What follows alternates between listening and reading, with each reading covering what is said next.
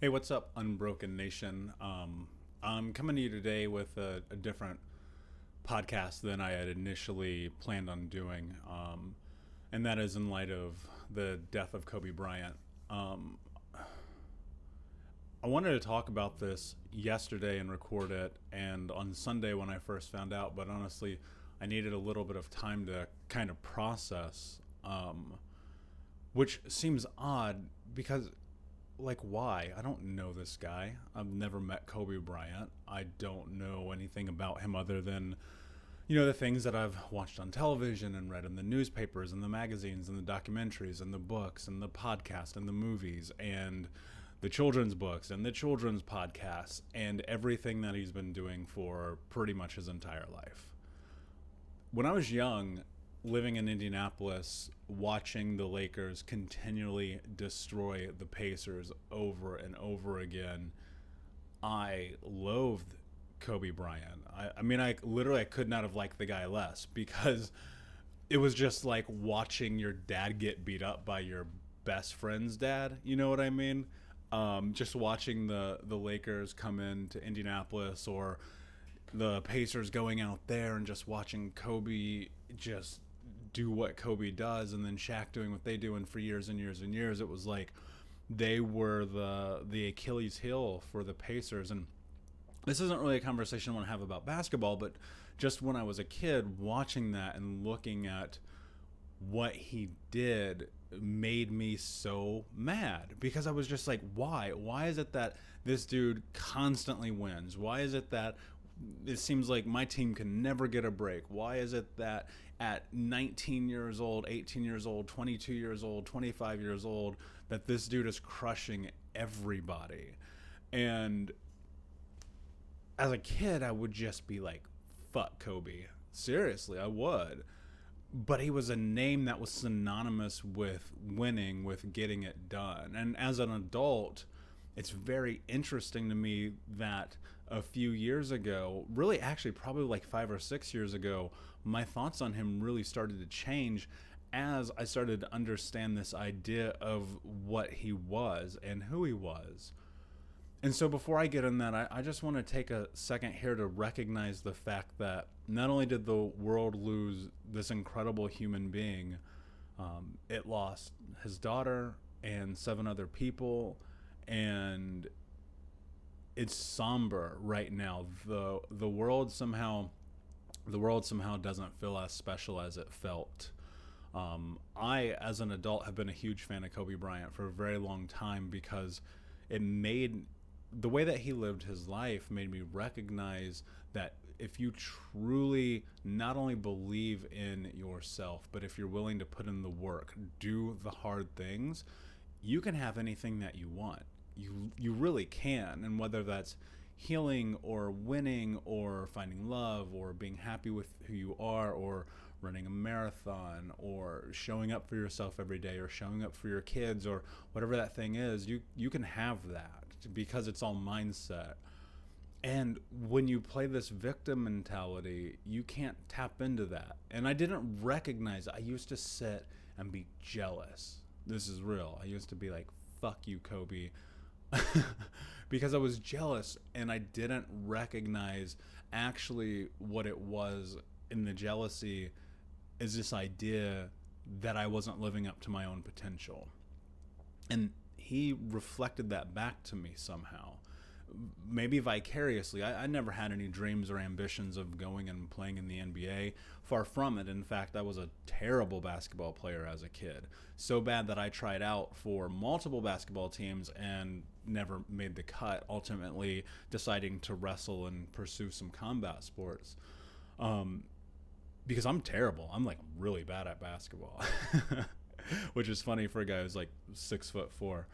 And I would watch him and see what he did and see the way that not only he changed, and I think a lot of this probably has to do with the people who were around him, right? I mean, he had amazing support through the Lakers organization, had an amazing wife, had arguably the best coach of all time in Phil Jackson. And he was this guy who was relentless. And I think that's what it takes to be successful in life. I mean, it's the same way I've gotten to this point with Think Unbroken. Like, I've had to be relentless with myself to grow. I've had to be relentless with myself to get to this place where I wake up in the morning and I feel really good about who I am. And I feel amazing about my potential, and I feel like I can do anything. And that's mentality, right? That's thought, that's process, that's action, that is waking up every day, not negotiating with yourself, that is putting in the hard work, that is putting in the miles and the practice and the reading and the lectures and all of the things to get to that place where one day you wake up like that. And I think about the story that he told growing up overseas and going to basketball camp and being the smallest dude there and not having a vertical and not being able to do anything but touch the backboard, and thinking about what was around the corner. What was so fascinating to me about Kobe Bryant was that he was always thinking about what was ahead and not so much living in the moment, in that he let what was happening be greater than the moment. One of my favorite quotes that he's ever said is like, I don't care if I miss the game-winning shot. I don't care if I make the game-winning shot. That to me is brilliant. He says, you are not that important. And that reminds me of something that Jocko Willink says, where the concept is no one man is greater than the mission. And look, I realize that Kobe is this very polarizing human being, and that there are people who hate him, people who loathe him, people who think that he should be in prison forever. And you know, I'm only going to say this because I know I've already been contacted by multiple people about the infidelities that he had in his marriage and in his early 20s. I wasn't there. None of us were there. None of us know what happened. I'm not defending him. I don't know. I don't. So I'm not even going to comment on it beyond that. What I do know is that as a kid growing up with no real semblance of a future, to watch him was like watching Superman. And it was like that for a lot of us. There are not a lot of black Supermen in the world. And that's a whole nother political conversation that I probably need to reserve for another day, but it's true. Because when you come from where I come from, and you look at your neighborhood and you look at the people in it, and you really take a step back and you walk into it objectively, you realize that there are not a lot of people who are going to make it out of that situation. And the vast majority of the reason why is their mindset. Most people are not willing to do the viciously brutal hard work to get to this place of growth, of winning, of championships. And here's what's so fascinating to me about Kobe Bryant. Like, this dude is forever gone. Like, it's like a really strange movie. You literally could not make a movie more intense than this. You have this kid who grew up overseas, who was the outcast, who was awful at basketball, but somehow was driven and decided and made a choice that no matter what, he was going to pursue this idea because he loved it more than anything. And I'm sure that's catatonic to relationships and friendships and love and a lot of things that most people want to pursue.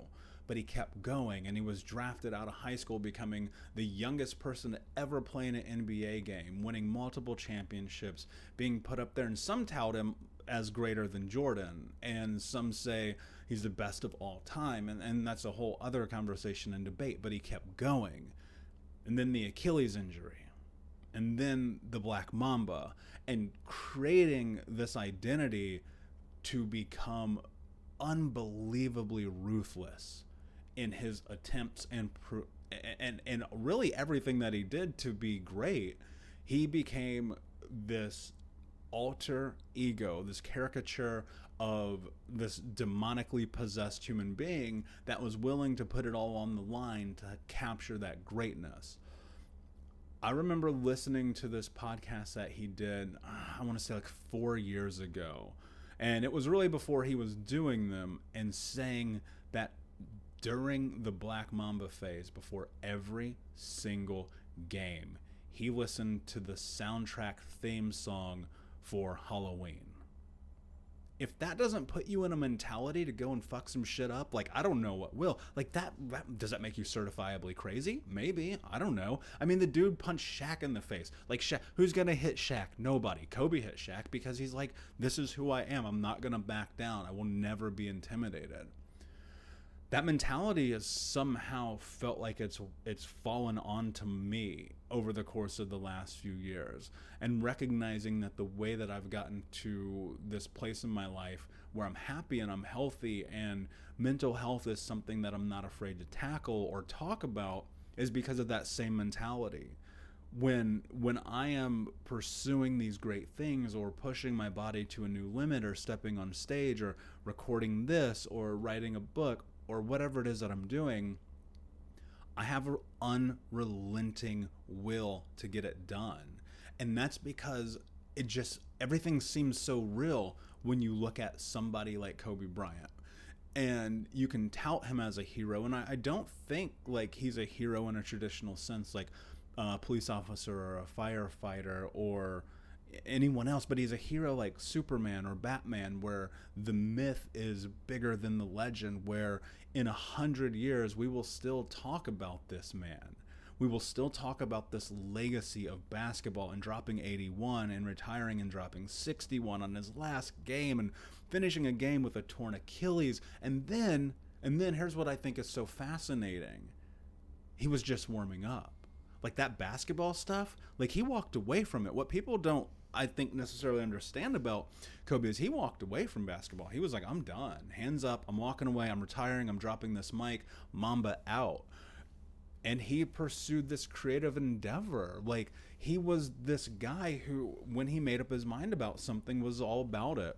And he stepped into creating, and he wrote Dear Basketball and produced that and won an Oscar, and then started the children's series for his kids. And then his daughter, who unfortunately passed away with him on Sunday in the plane or in the helicopter, inspired him to step into basketball again at a different level for her.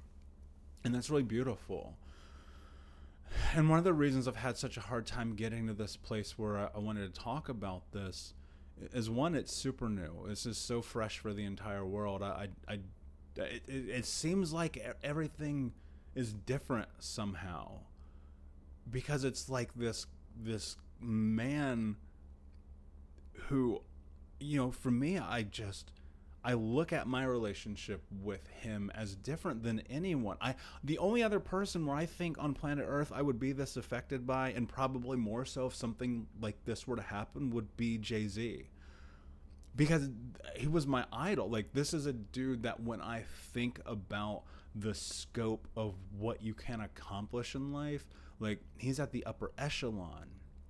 And to know that there's no more accomplishments, there's no more games, there's no more documentaries, there's no more Oscars, there's no more watching his daughters play basketball, there's no more hugging his wife goodnight, there's no more inspiring the world, there's no more leading the way. It feels like the world is a little bit more dark and gloomy than it once was. And he was a light, and I get it. Like, some people, like I said, hated the dude, but some people like me, I don't know that I looked up to him. I don't even know if there's a word. Like, I just adapted this mindset, laid in these ideas and these foundations that I just watched him live out, about just going for it, about being relentless, about being willing to be the one to step up for themselves. I don't think... I know this. I know for certain that there have been moments of my life where I have thought, okay, if I don't do this, who's going to do it? And that's led me into this place that I am now. And a lot of that came from this concept of the Mamba mentality. Like, I'm straight up with that.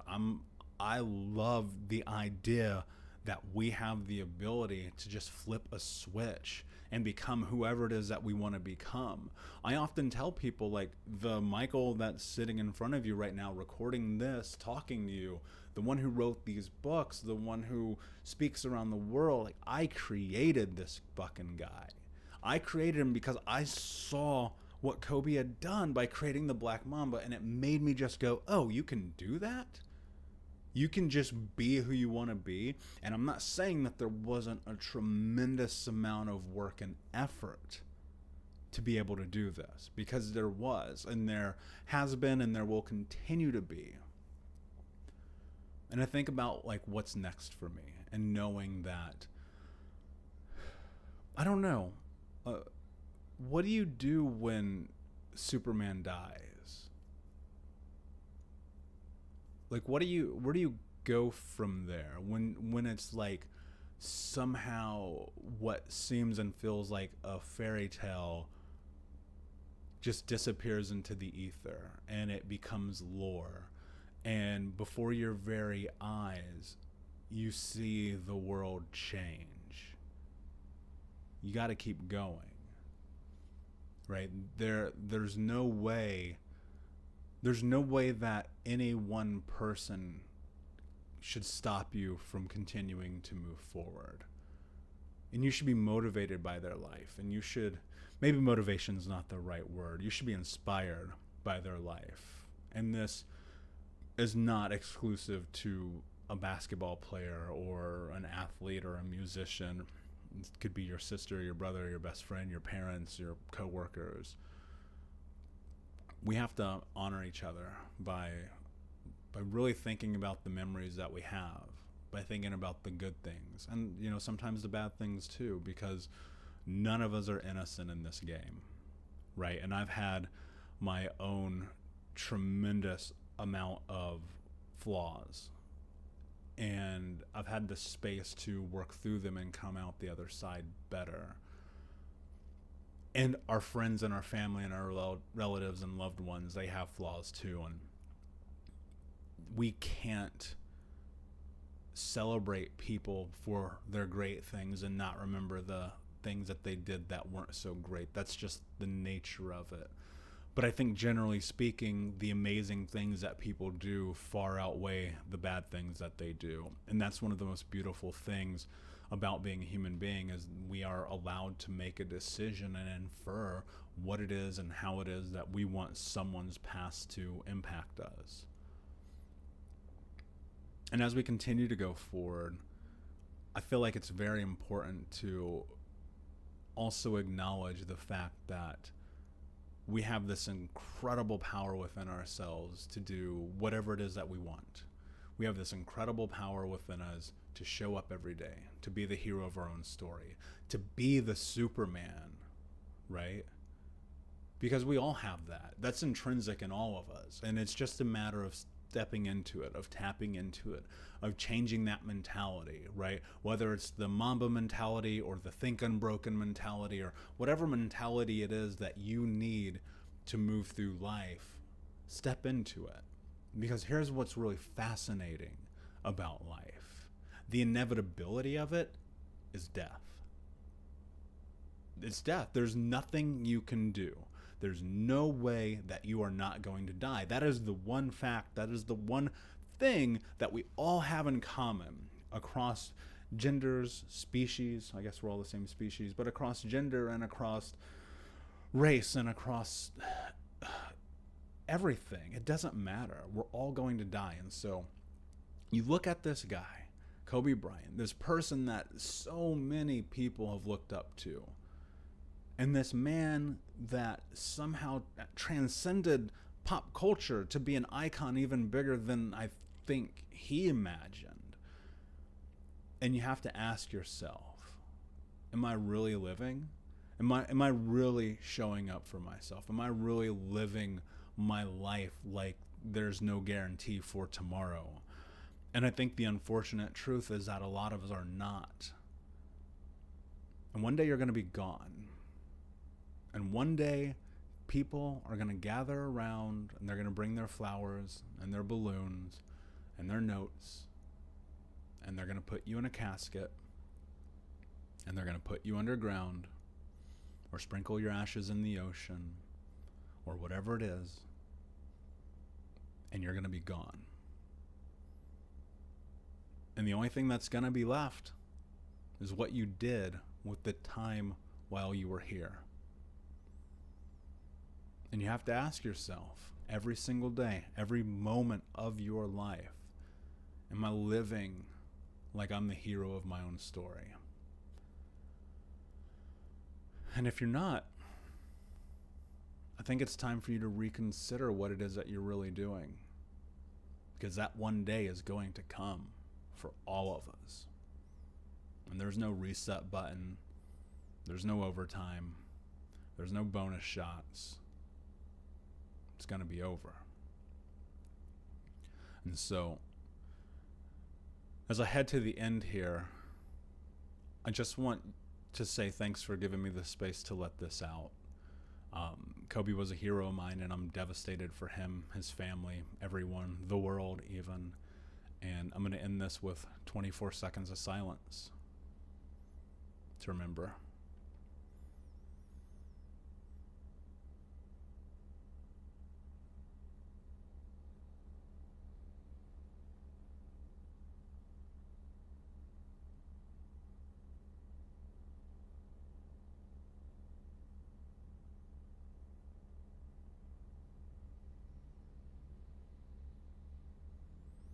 Thank you guys for listening.